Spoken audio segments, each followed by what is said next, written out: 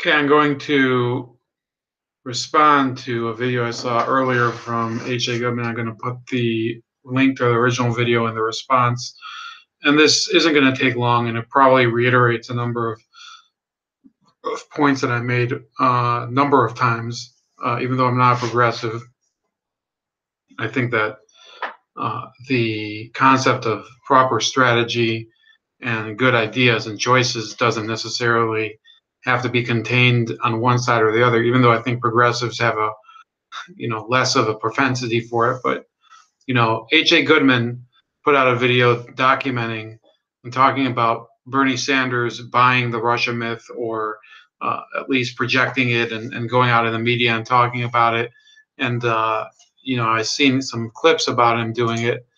And here's one from the Des Moines Register where he actually says that his campaign saw an uptick in anti-Clinton social media posts around September 2016, long after the Democratic nomination had been decided. Now, one of the reasons for that, he should probably know, is that his supporters were pretty much abused and shouted down at the Democratic National Convention, and he was there. Now, that was, I believe, a month and a half before what he's talking about.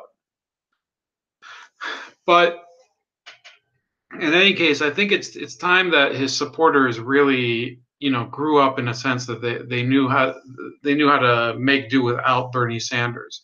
And that's not saying that they should go and join the mainstream Democrats. What it means is that they should start to organize and find a different leader,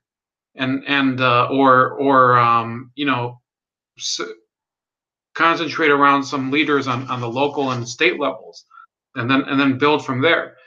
And this has been a flaw of the Bernie bro phenomenon since Sanders lost the nomination, and a lot of his supporters would not stop asking him, first of all, to continue to run against Hillary Clinton, which he didn't have the courage to do, or maybe they offered him something.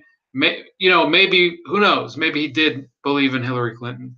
But the bottom line is that he did not do the right thing.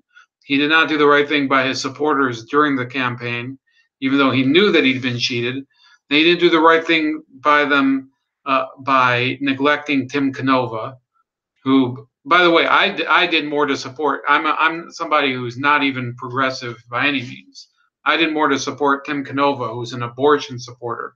I oppose abortion, but I knew that this guy, progressive as he is better to have in Congress than somebody who is, just an irredeemable, clusterfuck like Debbie Wasserman Schultz. And those of you that saw Bernie for what he really was during that period, who used to be his supporters, I think that you're richer for doing that. Richer spiritually, because the more that people continue to cling to him and say that, oh, this is the leader, this is the guy who's the real face of progressivism in America, the worse progressivism is going to look in the eyes of the rest of the country, because now he's bought into the Russia myth.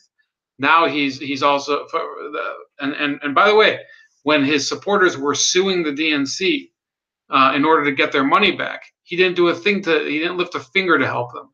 This is a guy who's completely concentrated on preserving his status within the U.S. Senate.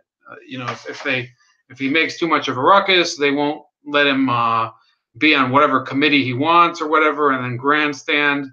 Bernie Sanders his time has passed for the progressive movement in America, and all those people saying, well, you're just trying to say this because you don't think he could run in 2020 and win because you think he's too old. I think he's too old, because if you look at his mentality and his complacency and his refusal to really, be a challenger to the people within his own party, I do think he's old. There are people within the progressive movement, and I don't have to keep telling you this, but I will. I don't support progressivism. I'm a free market capitalist, but he is holding the movement back.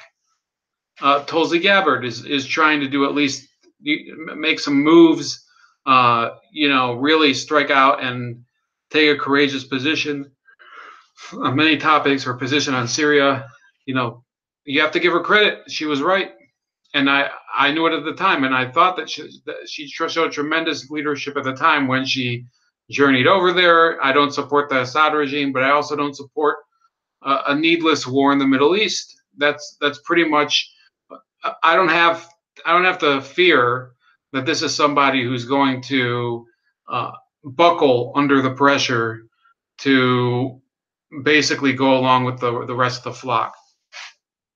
So there are people within the progressive movement that are capable of doing something and showing it to be really something that represents the ideals and goals of the progressive movement. Jill Stein, I wouldn't say that she's great. I'd say she has certain flaws in her in her record, but this is somebody she didn't buy into the whole Russia campaign bullshit. She's rejected all of those smears that are made against her and her supporters because she doesn't have to preserve any semblance of power because she didn't win anything. So all those Bernie bros, there's the draft Bernie movement with Nick Brana and whoever. Uh, you have to move on, okay? If you believe in something, it shouldn't be dependent on one man. I don't know how else to say it to you. So that's about it. I wanted it to be short and I wanted it to be sweet. So anybody who's left out there, and my usual crowd, I don't think you'll really care. You'll probably be laughing at the whole topic, but um, yeah, if you have Bernie Bros out there, I know I had Winkle the Bernie Bro on my chat a couple days ago. Happened to stop by.